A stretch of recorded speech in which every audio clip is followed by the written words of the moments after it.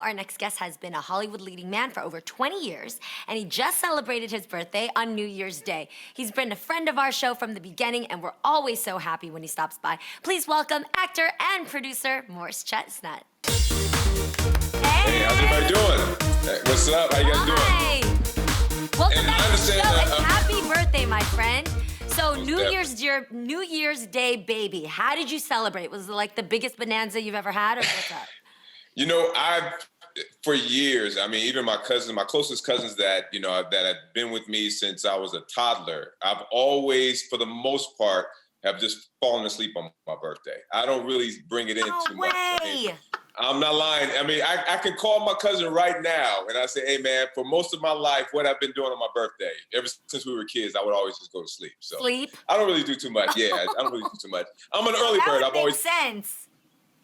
That would Why? make sense because the last time you were here, you said that you get up at 3:30 a.m. every day. So Right. now that we're in a pandemic, I was wondering, are you still waking up that early to go where? Oh yeah. It's not to really go anywhere. I mean, sometimes, people do stay what? up really late.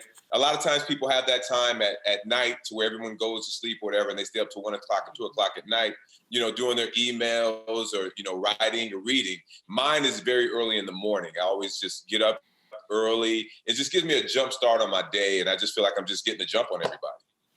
I've always been that. Wow. So what would you say is your like perfect morning routine?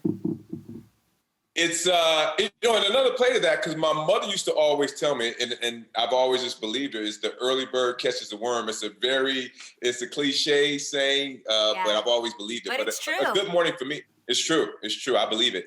A good morning for me is, I wake up, do my emails, read, do some work, do study and watch TV, or then I just go to the gym. I go to the gym, work out, and then come home and really start a day. Well, Morris, recently you were a trending topic when I like the way we wearing the same kind of color too. We vibe like that. You see what I'm saying? We right there. It's maroon, You guys. were a trending topic when a fan posted a photo of you with a caption that stated, and I quote, "How fine you are." And you commented back by saying, "She made my day." Now, what do you think it is that draws so many women to your fineness and your characters? You know what? I think I've just always played characters that people root for. When starting from, when I did Boys in the Hood, people were rooting for me to make it and go to college.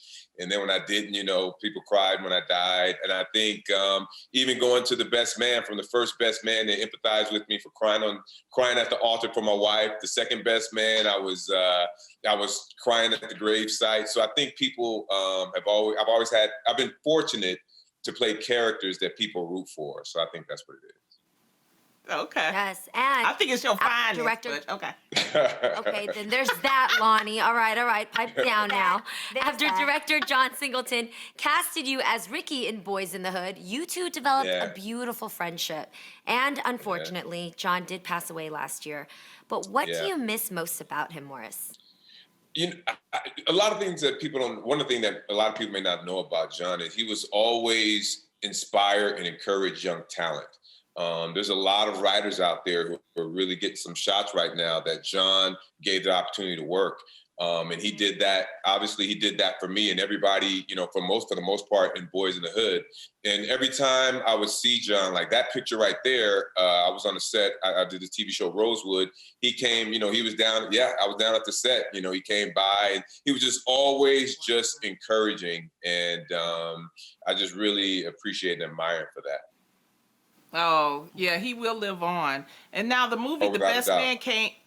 Exactly. The movie The Best Man became an instant classic when it was released in 1999. Fans waited over 10 years. We had to wait for the sequel, The Best Man Holiday.